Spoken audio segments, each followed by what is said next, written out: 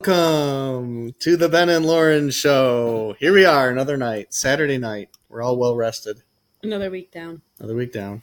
It's my favorite thing to say. It's another week finished. Now, this is very unusual because next Saturday we're going to be in the Ozarks. We're not going to be here. Maybe we'll bring the camera. Maybe we'll bring the laptop. I don't know. Maybe we'll do a Ben and Lauren show. I don't know. We'll find out. Trouble isn't bringing the laptop. It's having a charge to run it with. Yeah, that might be kind of tricky. We found out last time we went that we only really could keep one phone charged, let alone a computer or two phones or anything else. I'm going to have to look for one of those cigarette lighter adapters for my phone or my Chromebook here. We'll see. We'll see. So, what did we do this week? We got ready to go to the Ozarks. Oh, yeah, that's what we talked about.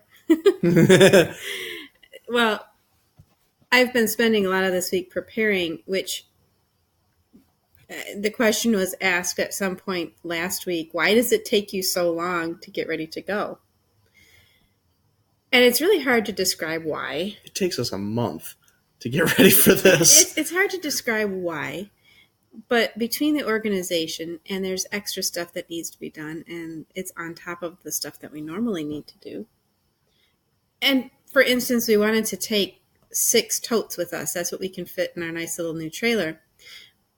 But the choice was to either go buy new totes, or I needed to do some much needed organization in our storage room to free up 6 totes. So in order to have the totes, I had to organize all the clothes in the storage room. So that's a whole other project. So it's a whole big project that needs to be done just to get ready to go. Mm-hmm. So I think that's one reason why it takes us this long. Well, we were thinking about if we were in a bug out type situation. We're not going to have a month to prepare. Right, we're watching the Florence storm roll in onto the coast and saying, okay, if we had to get evacuated, we can't spend a month getting ready to leave our house. No. So Well, I mean, we would have to fill up our totes just to go around the house, try to think of all the things we would need to put in there. Say we only have a couple hours. Well, there's stuff we wouldn't be bringing. I don't really think we would bother bringing our tent, and we probably wouldn't bring the canopy. We might need those things. Who knows? I don't know. We're not going to stay at a hotel. We haven't, up until now, we are very mild preparers, and we've never had a bug out plan. Because by the time you collect a couple of toddlers, bug out plans become very complicated. Mm-hmm. And we just haven't even tried, is really what it comes down to. And what it made us think about was when Jesus says to his disciples, you know, there's going to be a very terrible day coming. And when this day comes, when you see the abomination that causes desecration in the holy place, don't stop to pick up anything. You just run for the hills. Okay, so he had said, bug out. Bug out. And then he said, woe to pregnant women and those with nursing babies in those days. And I always thought, yeah, I can understand why I would say that. Now, having been pregnant multiple times and having nursing babies, I understand better what he means. Because there is nobody as vulnerable as a young family, both mentally and physically. So we prepare for this trip for an entire month. And I know when we get there, there's going to be things we wish we had brought. Say, oops. You would think after a month of preparing, we would have thought of everything. But nope, no way. There's always going to be something. Do you remember last time we got there and you said, did you bring lighter fluid? And I said, you said you could light a fire. Rub 2 sticks together. He says, I'm a Boy Scout. I can do it. Not without lighter fluid. Well, later I saw how he liked to light a fire, and it used about a gallon of lighter fluid. And I never saw anyone light a fire like that. We learned a good trick after that. Cooking oil. Use cooking oil and paper towel. Paper towels drenched in cooking oil make great fire starters. It burns great. Yeah. Now this year we're going to be smart. We're going to bring one of those chimney charcoal starters. Right. I use that all the time to start our barbecue because we have a charcoal barbecue. We're going to buy charcoal while we're down there, and that's going to make cooking so much easier than trying to maintain a wood fire all week. Well, we have a propane stove too. That's only one stove.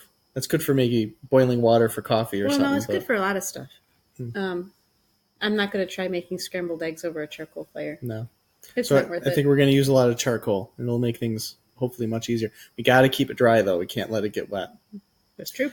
So that was a lot of our week was spent doing preparation. At one point, I had all 4 kids, and I had to go get a bunch of little odds and ends, and Ben was gone that day. was the best day we had to do it. And so I took all 4 kids to 3 different stores. I don't usually do that. That's unusual. We usually do things together. It's unusual that Lauren goes by herself. And it's a procedure to get our kids in the car right now because we have this little car and it has a second bench seat. But the only way really for the kids to get in it is they have to climb over either from the trunk or from the middle bench seat to get in. Which is pretty funny to watch. And they're so small right now that typically I lift them in through the back. Mm-hmm. So for me to I'll have a whole cart full of kids. And when I put them in the car, I put the 2 big kids one at a time. I slide them in over the back seat into their seat, and then I buckle one kid at a time into the middle car seats. And I was leaving one grocery store, and a lady was coming out, and she watched me do this, and she looked at me and she said, "I don't know how you do that." And I said, "One kid at a time." One kid at a time. Well, usually I take care of Elena. Daniel? You usually get one and I get the other in the car seat. And then you usually put groceries in while I'm putting kids in the back, or we usually split the duty up. I usually get Elena and Daniel out, or at least Elena. It does look a little bit like a Chinese fire drill because I'm always going around the car a few times to get everybody in and get all the groceries in. Huh. So that was a big thing that went on this week. So what else did we do? We watched a mini-series on Amazon called Tom Clancy's Jack Ryan. See that? I really wanted to like it. I liked the Jack Ryan stories. I mean, there's a little bit to skip in Jack Ryan stories from what I remember. We found there was a lot to skip in the Amazon version retelling of the story. It was bad, the amount to skip. We don't have a TV in our house. It was bad. This computer is pretty much our TV. So if we ever want to watch anything, it's either YouTube or Amazon Prime or something along those lines. We got rid of Netflix. We had Netflix for a while. We got rid of it. Amazon Prime we have just out of convenience because we want the free shipping. Well, yeah, Amazon Prime we have, and videos sort of just come along with it. Mm-hmm. So Jack Ryan is an Amazon Originals, so they have started getting into producing their own TV shows. They have a pretty good handful of TV shows they're making right now. And I keep watching the pilot episodes for these new TV shows that are coming out, and I usually can't get through more than 5 minutes of a pilot episode because of the amount. Basically, they have language and gratuitous sex scenes. That's Amazon's we skip characteristic. Through a few. We don't watch them. So Jack Ryan, they've been advertising it for months. It was going to come out the end of August. And I kind of was looking forward to it because I enjoyed the Jack Ryan shows. And I watched the pilot episode, and it had a lot of language. Well, we're thinking like Hunt for Red October and Patriot Games and Last Best Chance? Sum of All Fears. The Cardinal of the Kremlin? Cardinal of the Kremlin. I mean, these are pretty interesting, fascinating stories. They were pretty good stories. But then what was this? It's all Middle Eastern. It's all Syria, Iraq, and Lebanon. And it was like a pre-Jack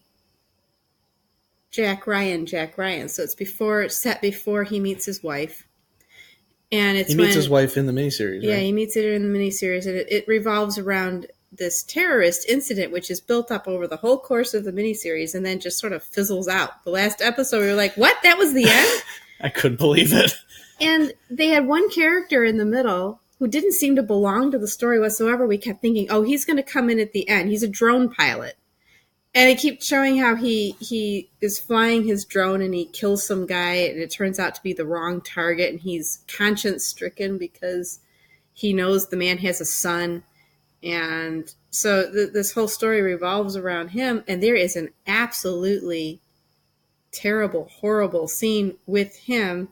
Which we didn't watch. We didn't watch. We have this little thing you can skip forward 10 seconds at a time. We could tell it was getting bad, but it was a pretty perverted sexual scene. No, I just pretend it didn't even exist. But that character didn't end up needing to do anything in the story. No. So they have this whole gratuitous storyline with this awful scene in it, just stuck in the middle of this miniseries. His story arc just kind of appears in the story, completes the end. Before the episodes, before the series is done. And they used so many F-bombs in it that one of the actors seemed like he was getting tired of using it. Yeah. And you can't really skip language in a film. He kept trying to skim over the fact that he was supposed to be saying it. Do you notice that? Yeah. Well, also, seeing Jim from The Office using bad language is kind of funny. I didn't think he did too bad. No. It was the Jim Greer character. The Jim Greer character used a lot of language. It's not James Earl Jones, but in the Hunt for Red October, it was James Earl Jones. And the other thing, too, is they turned Jim Greer into a Muslim. Yeah, they turned Jim Greer into a Muslim. He's a Muslim with a bad attitude. Really bad attitude. A really bad attitude. And like in the story, he's tough, but he's honorable. Yeah. They took a lot of the virtue out of the people. They made them all conflicted and kind of morally relativistic. Jack Ryan meets his future wife, sleeps with her on their first date. Yeah, it's just that's people who have watched Tom Clancy and read all of his books and they have these characters established. They're like, Jack Ryan wouldn't do that. That's not his character. It wasn't his character. You know, Jack Ryan wouldn't do this. Jack Ryan wouldn't do that. Yeah, they keep referring to him as a Boy Scout, but I don't know. The other thing Boy Scouts must have changed in the current generation. The other thing that was jarring to me is they would have these huge action scenes, like Mission Impossible type action scenes. And then the next scene would be back in the office. Yeah, well, he's an analyst. That's the whole point. But seeing Jim in the office was kind of funny. I was just waiting for the cameraman to interview him. Yeah. So basically, our review was, we gave it 3 stars because it had a very engaging storyline, but we said we honestly could not recommend that anybody watch it because you can't detail all the scenes to be skipped, and the language was just horrendous. I felt like there was a Star Trek movie a long time ago, and in it, Spock. Yeah, Spock keeps trying to use swear words because he's trying to fit in with the rest of the human characters. They're supposed to be undercover. And he just doesn't use them right. He just sort of inserts them randomly into sentences. You're doing it wrong.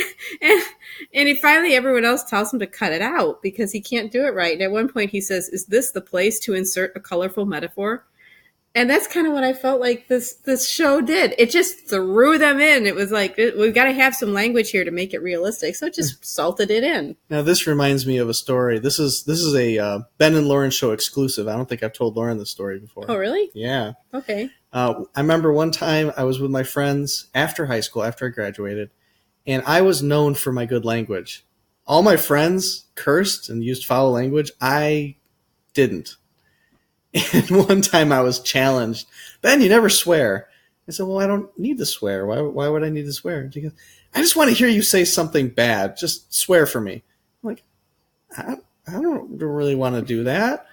And they go, "But you never do it. You should do it." So I did.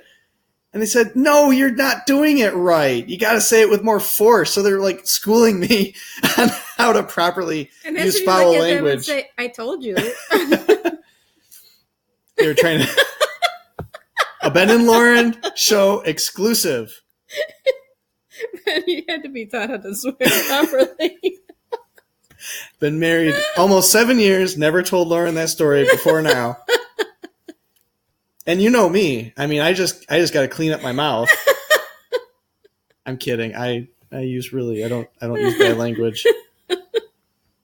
It's very, I don't hang around circles where people use foul language often. So when I do occasionally, there's a few people I know, it's very jarring for me. It is quite jarring. If you've never been in the habit, then there's no need for it. You're not used to using it. It's not part of your language. And so, especially if you watch a show like we just watched, what is that there for? It is very incredibly jarring. I know they're trying to just make the show realistic. You know, they're the people, whoever made the show figures. I don't know anybody who swears like that.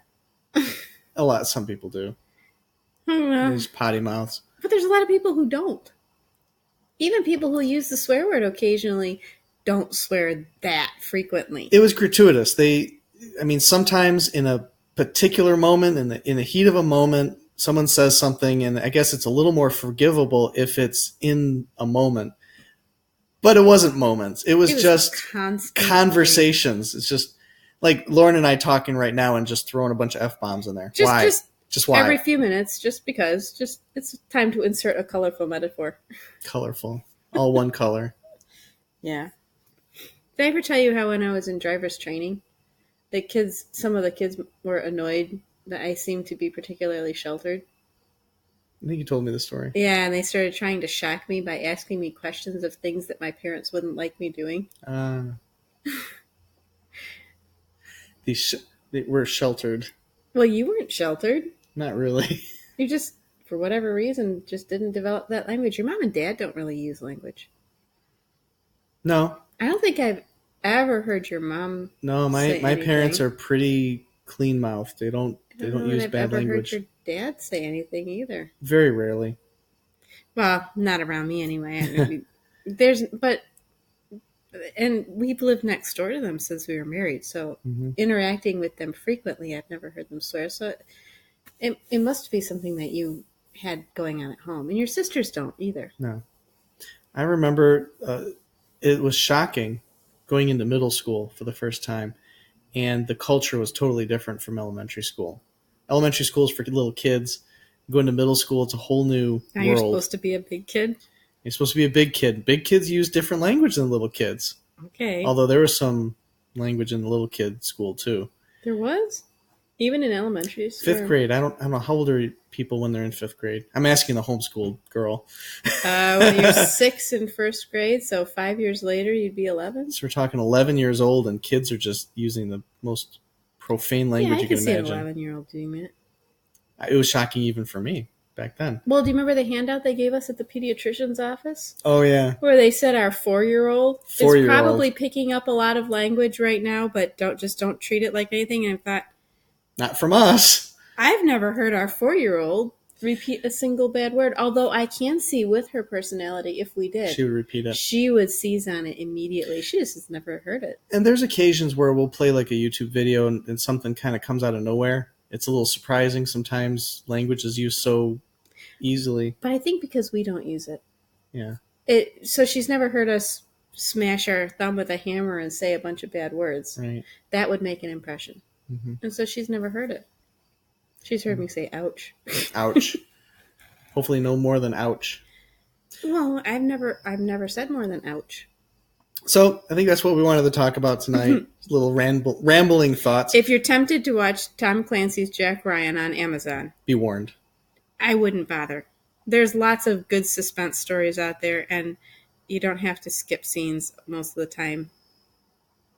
Yeah, it's just not worth it. What's funny is we watched the first 7 episodes rather quickly. Not all at once. We didn't binge watch it, but we watched it kind of all in a row. 2 at a time. So maybe about 2 they're 45-minute long. So we stopped at episode 7 for a few days, and we were like, oh, let's pick up the story where we left off. And we started watching episode 8. It was the last episode. And all of a sudden they start like killing off characters. Characters, yeah. And concluding storyline arcs. And like, what is happening? Whoa, the main bad guy just died. What?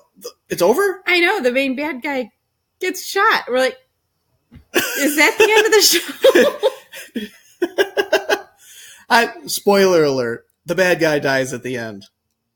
Did we just ruin it for everyone? They wrapped everything up way too fast. Way too unbelievably. It was unbelievably easy. We had Ebola going on. We had cesium threats going on. I already said it's not worth watching. Okay. You don't want to spoil it. So, yeah. It's funny. We're not nearly as fazed by violence. No. It's the language and the nudity and that sort of thing. Not cool, but violence, we're like, whatever. I mean, come on. We read a book where people get their heads cut off all the time.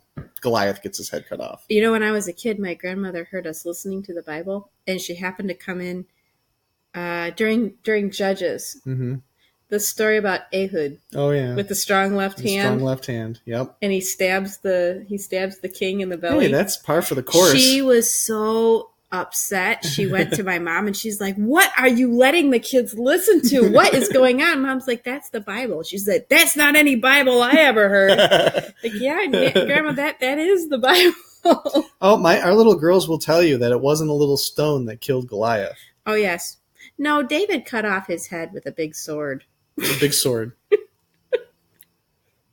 We actually watched Oh, one of the boy. kids' renditions of the story of Goliath, and they didn't show him cutting a head off, but they showed him grabbing the sword and doing something with it.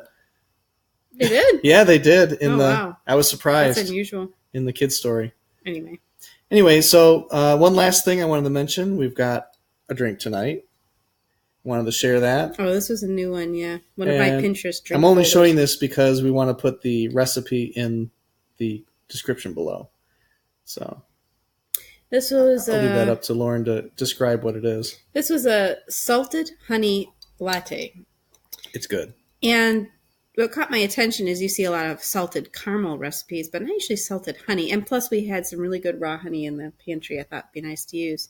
But the other thing about this recipe was that it recommended, if you don't have one of those foamers to make foaming latte, that you just take a jar, like a pint jar, and you pour your milk in there and put the lid on and shake it really hard for, maybe Don't make butter. About 30 seconds. And you'll get a lot of foam in there. So I tried it. Sure enough, there was a ton of foam, like enough that it looked like whipped cream when I put it in the glass. That's great. So I thought that was pretty neat. And if you put it in the jar and you want a warm latte, then you just microwave it after you shake it. So you don't need one of those fancy machines where it froths the milk. No, you really don't. You just shake it. It came out really well. Yeah.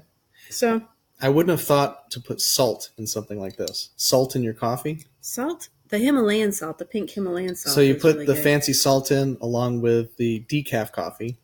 I had to sleep tonight. And I put half and half in. The first batch was coconut milk, right? It was coconut milk and cream. And so cream. Technically it did already have half and half in it. I liked this so much I made another one with half and half. An extra salt, an extra decaf coffee. Yeah, we go Ice. to places like Ollie's and we look for. They often will have sea salt or shaking the camera. They'll have the Himalayan salt, really good prices. So I stock up when we do that because I find that it makes our food taste much better. I didn't think the salt you use would make that big of a difference. Also, we use a Berkey, and it probably filters out a lot of the minerals in our water. Yeah, we started talking about how can we replace the minerals that we would many times get from our water. So using sea salt or using Himalayan salt, we get the minerals in our... Yeah, I use that in all our cooking, our scrambled eggs. Yep. So I think that pretty much covers everything. Thank you for watching. Have a wonderful evening, and we will see you again soon. Good night. Good night.